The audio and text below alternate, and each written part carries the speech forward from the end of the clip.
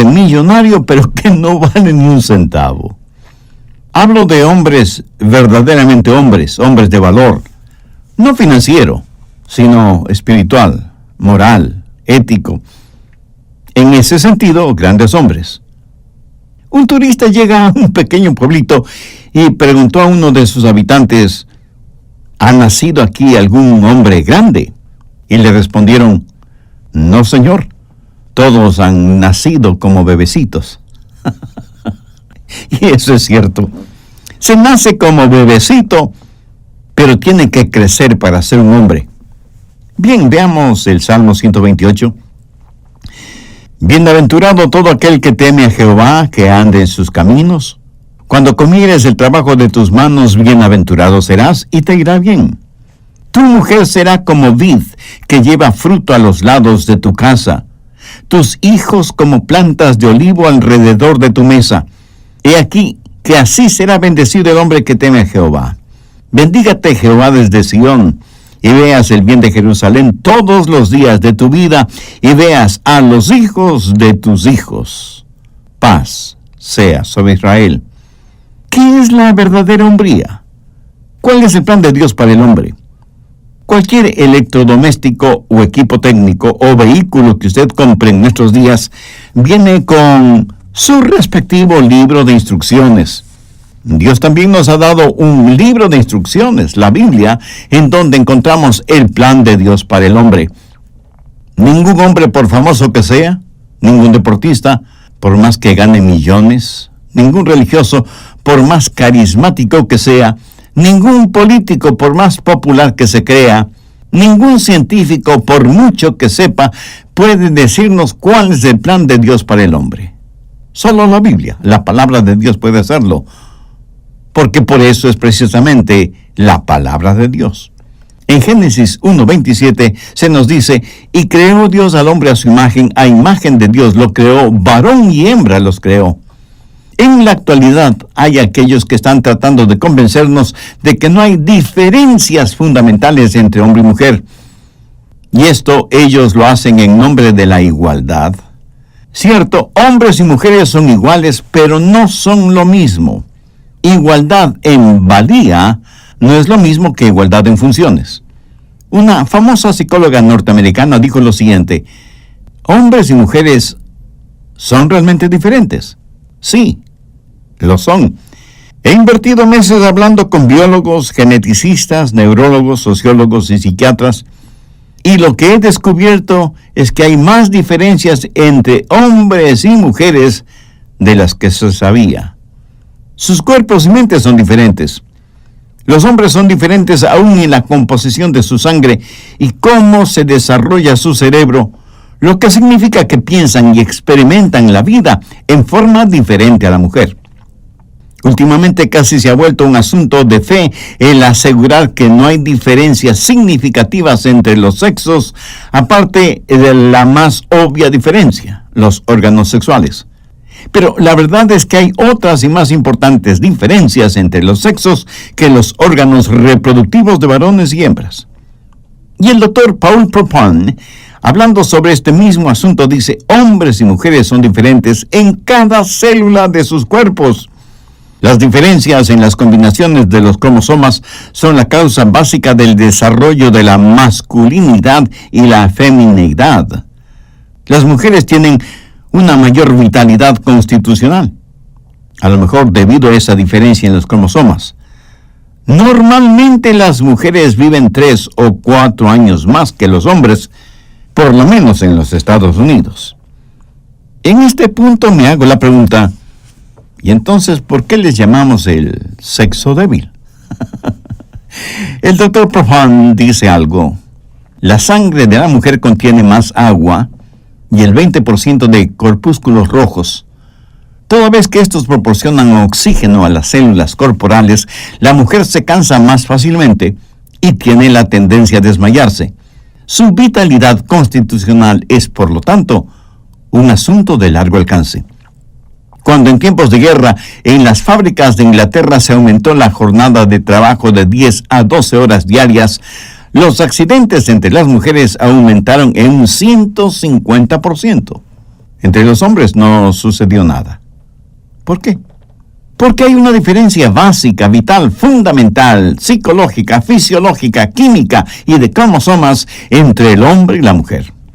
Habiendo dicho todo esto y recordando que Dios creó al hombre y a la mujer, quiero citar lo que una importante ejecutiva del movimiento feminista dijo: somos seres humanos con diferencias menores en relación con los hombres, en cuanto tiene que ver con el acto de reproducción. La única diferencia funcional entre hombres y mujeres es la habilidad de la mujer de dar a luz. Por lo tanto, una mujer necesita a un hombre tanto como un pez necesita una bicicleta. O sea que para esta feminista no hay ninguna diferencia real. Pero Dios creó al hombre y a la mujer y los hizo diferentes para un propósito específico.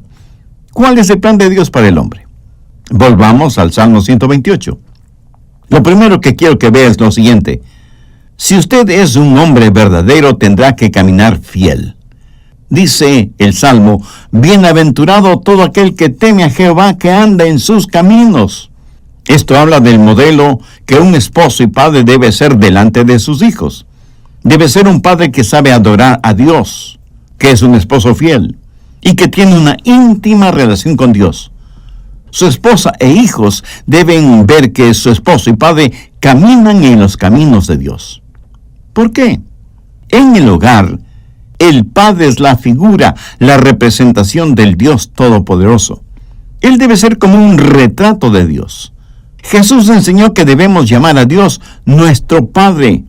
Si usted es un niño y tiene un padre, ¿qué es lo que dirá en su mente?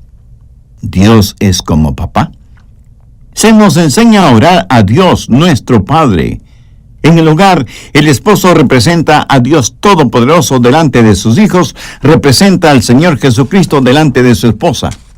Busque Romanos 8:15.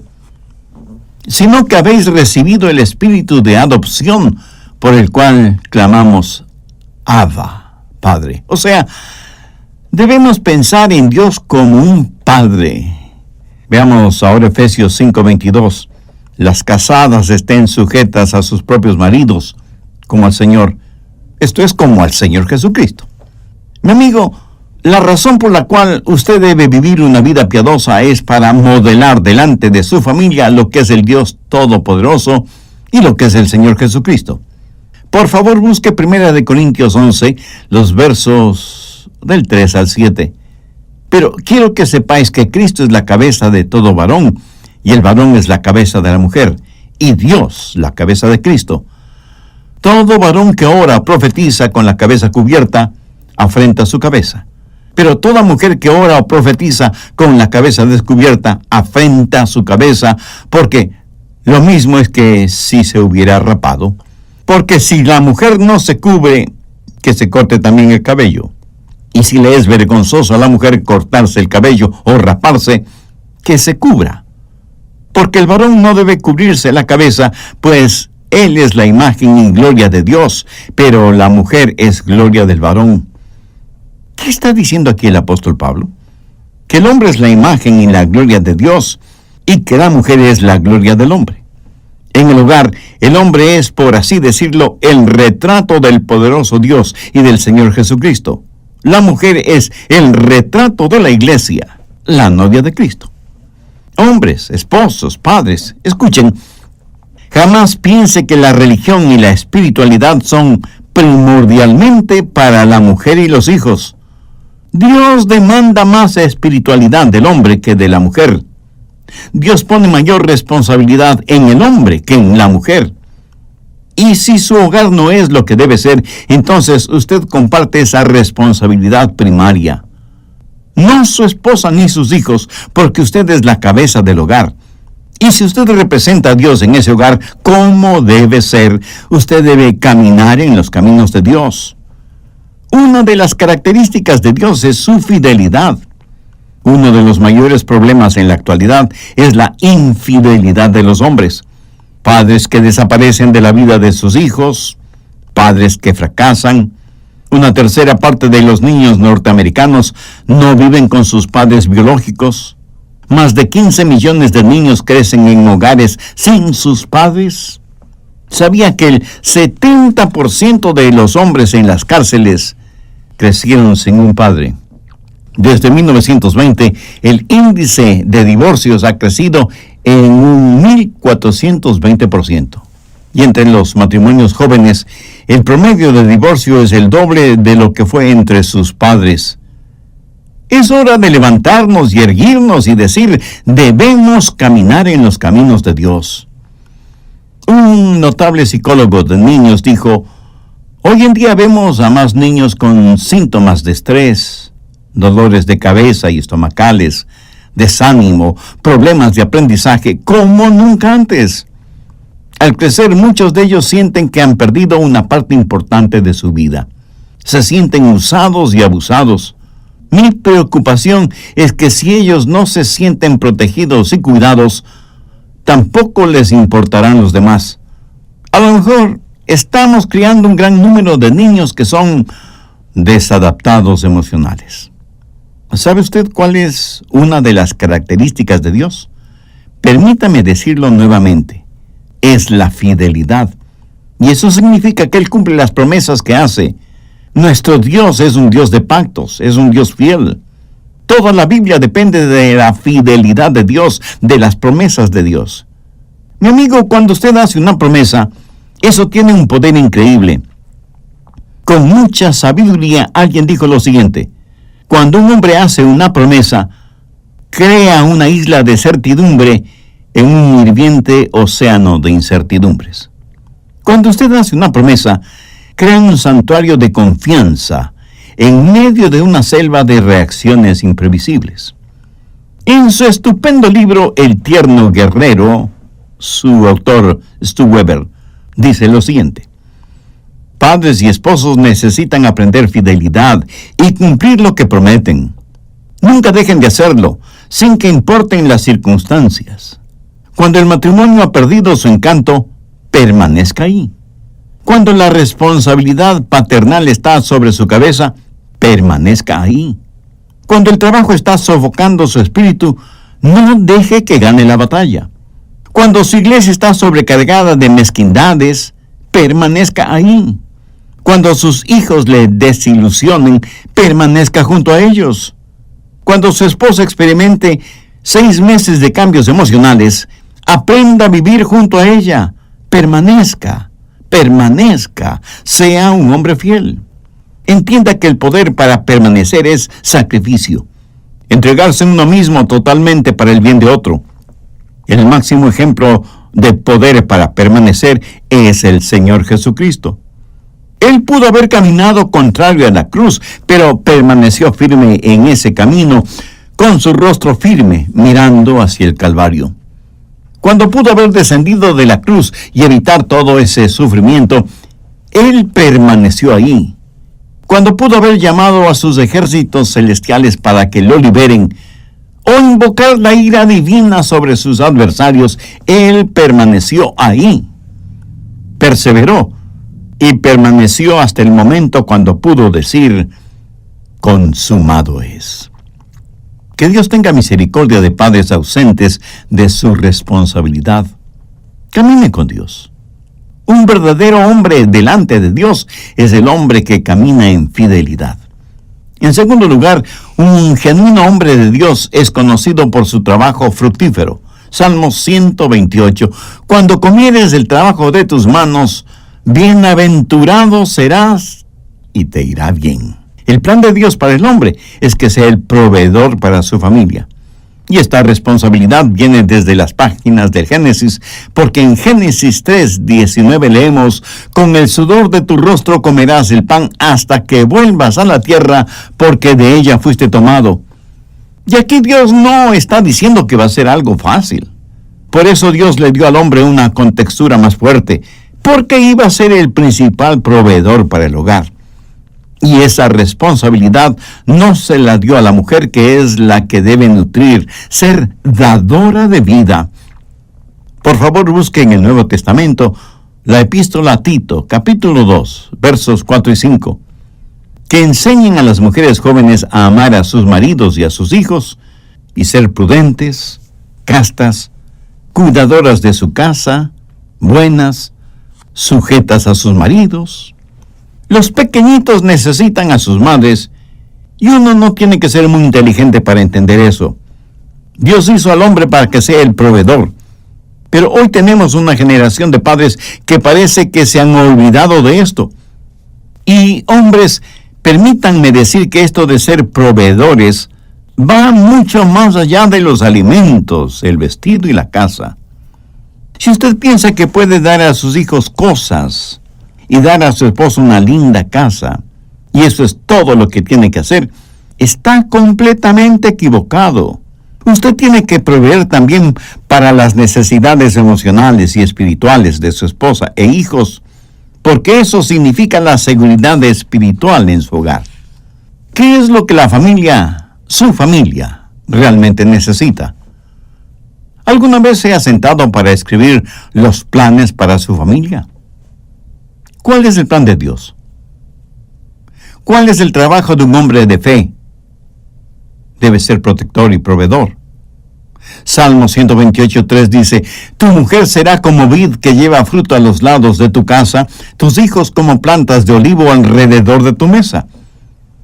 Los hombres tienen la tendencia a ser rudos y fuertes. Las mujeres, en cambio, y por lo general, se caracterizan por ser gentiles y tiernas.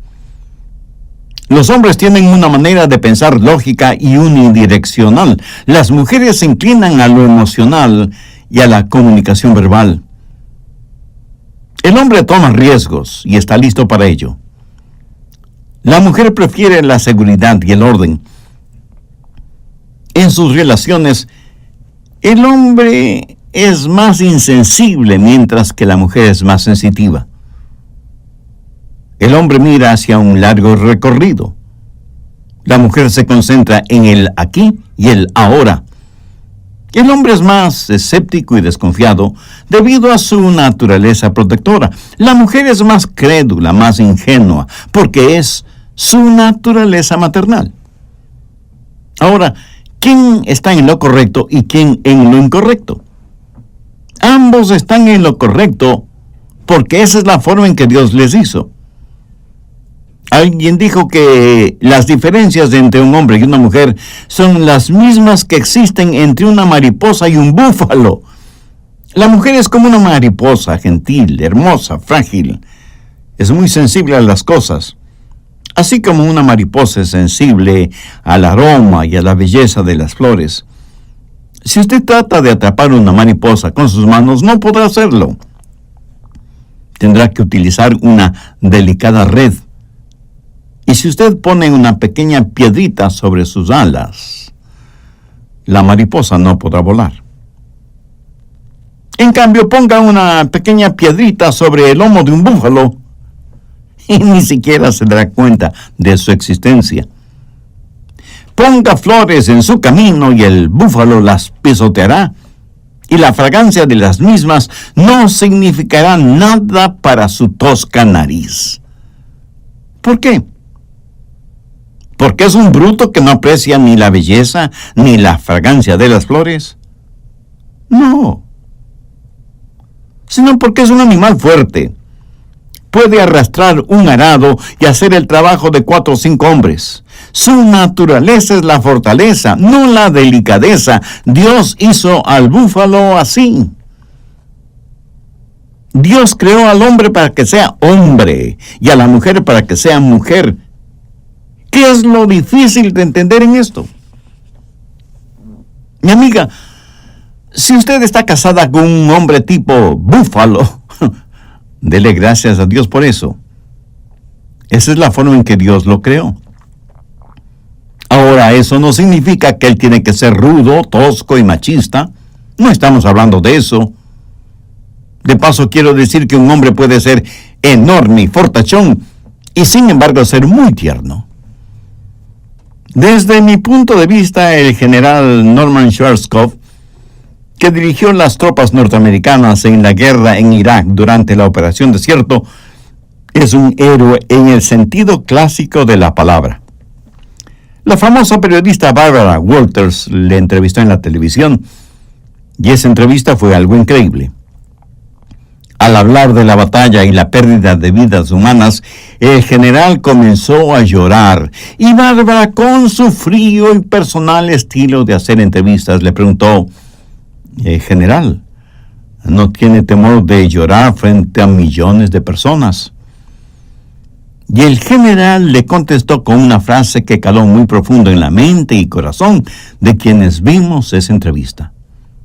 Él le dijo: Bárbara, yo tendría miedo de un hombre que no puede llorar. Esa es la clase de héroes que nuestro mundo necesita. Estamos sobresaturados de estrellas en los deportes, en la música y aún en la religión. Pero hay una carencia total de héroes y heroínas que frente al dolor humano no tengan temor de derramar lágrimas. Jesús, que sacó a latigazos a los mercaderes del templo. Jesús, que pudo estar en el desierto, seguramente acompañado por bestias salvajes. Jesús, que no fue ningún afeminado, cliente de salones de belleza. Jesús fue un hombre manso, humilde, tierno y gentil. Varón de dolores que no se avergonzó de llorar frente a la ceguera espiritual de su propia gente. Jesús, un hombre a quien se llegaban los niños para sentarse en sus rodillas. Jesús no solo es el héroe de la Biblia, sino que debe ser el héroe de nuestras vidas. Dios creó al hombre para que sea protector y proveedor, y de eso habla el Salmo 128. Cuando comieres el trabajo de tus manos, bienaventurado serás y te irá bien. Tu mujer será como vid que lleva fruto a los lados de tu casa, tus hijos como plantas de olivo alrededor de tu mesa. Pero no es solo el caminar fiel y su trabajo fructífero, sino también, en tercer lugar, su adoración familiar. Mire los versos 4 y 5. Y aquí que así será bendecido el hombre que teme a Jehová. Bendígate Jehová desde Sión, y veas el bien de Jerusalén todos los días de tu vida. El hombre que busca la bendición de Dios se vuelve él mismo una bendición de Dios. Y esa bendición va más allá de su propia familia. Llega a toda la nación. Nuestros países no estarán bien hasta que nuestros hogares no lo estén. Los hogares no estarán bien hasta que padres y esposos cumplan con su divina responsabilidad. Son los esposos, los padres, que tienen que guiar a su familia en la adoración a Dios. Dios hizo al hombre para que pueda decir: pero yo y mi casa serviremos a Jehová. En el Salmo 128 se representa a la esposa como una vid y a los hijos como plantas de olivo. ¿Sabe qué es lo que estas dos plantas tienen en común? Bueno, como todas las plantas, necesitan que se las cuide, necesitan que se las cultive. Una vid da mucho fruto, pero necesita algo en que apoyarse. Por eso dice que la mujer es como una vid a los lados de su casa y sus hijos como plantas de olivo. En el Oriente Medio, si usted tiene una planta de olivo, tiene una fuente de productividad, una fuente de riqueza.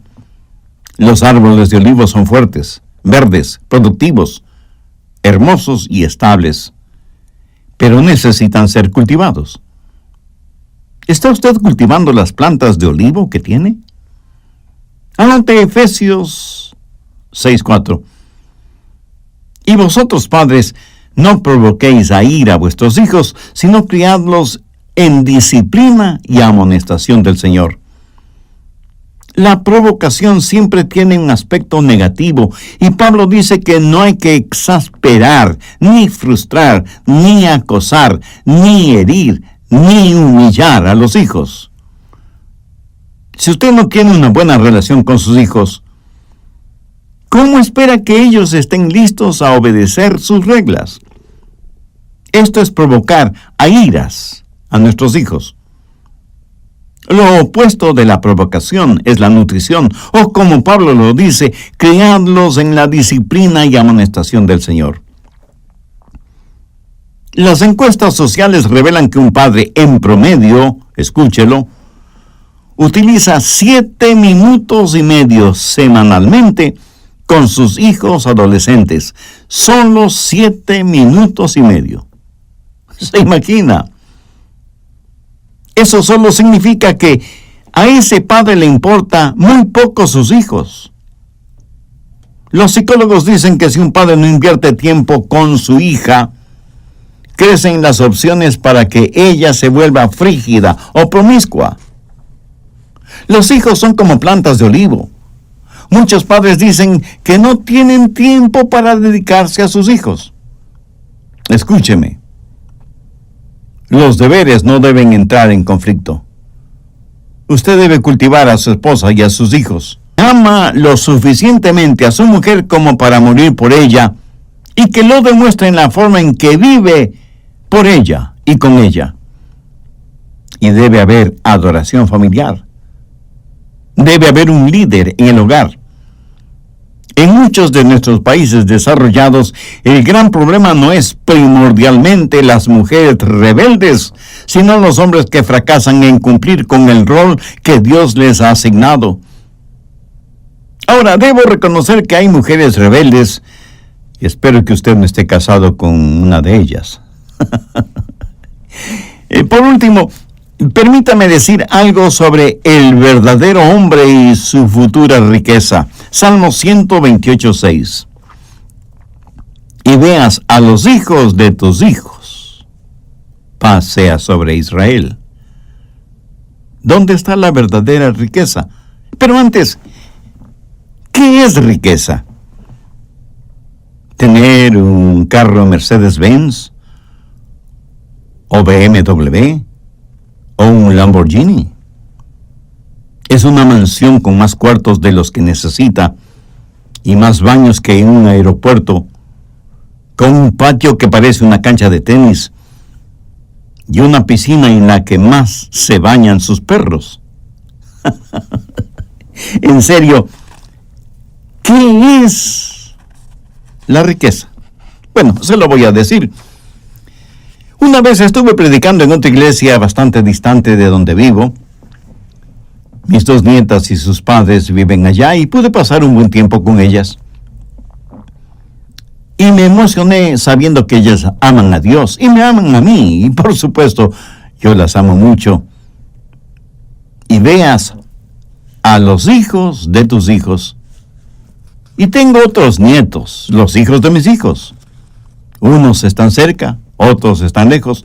Pero independientemente de en dónde estén, son los hijos de mis hijos. Y mi amigo, usted está escuchando este mismo momento a un hombre sumamente rico. Un hombre que tiene una riqueza imperecedera y eterna ahora, porque mis hijos y mis nietos aman a Jesús. Bendígate Jehová desde Sión y veas el bien de Jerusalén todos los días de tu vida y veas a los hijos de tus hijos. Paz sea sobre Israel. Esa es su riqueza futura. Es muy triste el ver cómo parejas de matrimonios jóvenes no quieren tener hijos porque prefieren tener cosas. Alguna vez anterior ya lo dije, pero bien vale la pena repetirlo este momento. Los hijos no hacen pobre a un hombre rico. Hacen a un hombre pobre rico. Yo tendré a mis hijos y mis nietos en el cielo. Esa es nuestra riqueza. Y veas a los hijos de tus hijos, paz sea sobre Israel. Busque el Salmo 78, los versos del 5 al 7. Él estableció testimonio en Jacob y puso ley en Israel, la cual mandó a nuestros padres que la notificasen a sus hijos, para que lo sepa la generación venidera, y los hijos que nacerán, y los que se levantarán, lo cuenten a sus hijos, a fin de que pongan en Dios su confianza, y no se olviden de las obras de Dios, que guarden sus mandamientos. ¿Cómo debe ser transmitida nuestra fe? De padres a hijos y a nietos. Cuando nació nuestro primer hijo, yo todavía era un estudiante universitario. Planificamos el empezar nuestra familia y así lo hicimos. Y Dios nos dio un varón. Le pusimos por nombre Esteban, el nombre del primer mártir cristiano. Cuando la enfermera trajo a mi primer hijo, y lo puso en mis brazos, miré su rosada carita, miré a mi esposa, la besé y le agradecí por haber cruzado ese valle de sombra de muerte, a fin de traer esa nueva vida al mundo. Luego me fui a casa y de rodillas y llorando le dije a Dios: oh Dios, si nunca llego a ser importante, si fallo como pastor, si no sé cómo predicar o nunca llego a ser conocido, te suplico que me hagas un buen padre. Hazme un hombre que sea conocido por el amor que te tengo. Hazme la clase de hombre y de papá que mis hijos quieran imitar. Mi amigo, Dios sabe que tengo muchas faltas. Pero permítame decirle algo. Mis hijos saben que no soy una persona falsa. Ellos saben que amo a Dios profundamente. En nuestros países necesitamos a hombres que amen verdaderamente, sinceramente a Dios. Necesitamos genuinos hombres de Dios en la iglesia. Necesitamos esposos y padres sólidos en su fe y totalmente convencidos de la importancia y la valía de la familia, la primera institución humana creada y bendecida por Dios mismo. Necesitamos hombres que sean verdaderos proveedores y protectores de su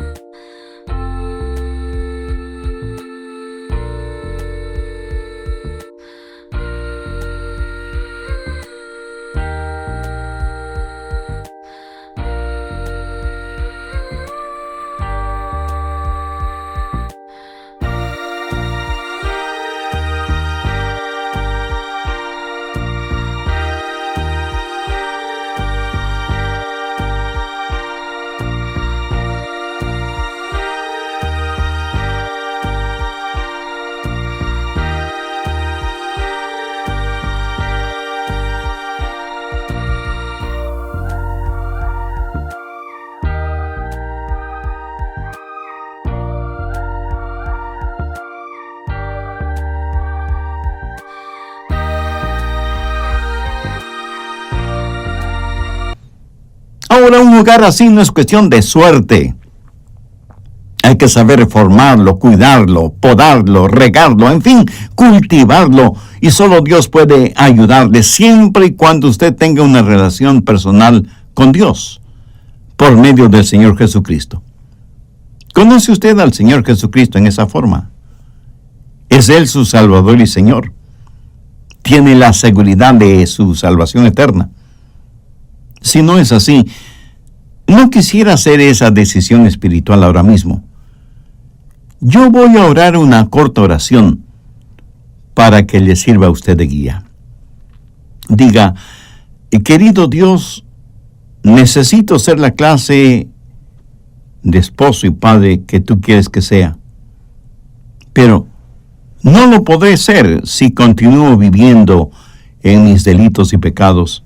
Sé que tú me amas y quieres perdonarme. Sé que quieres cubrirme con tu gracia y darme tu misericordia. Señor Jesús, tú entregaste tu vida en la cruz para pagar el precio de la culpa de mis pecados, para perdonarme y darme vida abundante. Este momento te invito a que vengas a tomar residencia en mi corazón y seas mi Salvador y mi Señor. Te entrego el control total de mi vida. Y doy gracias por todo esto en el nombre tuyo. Amén.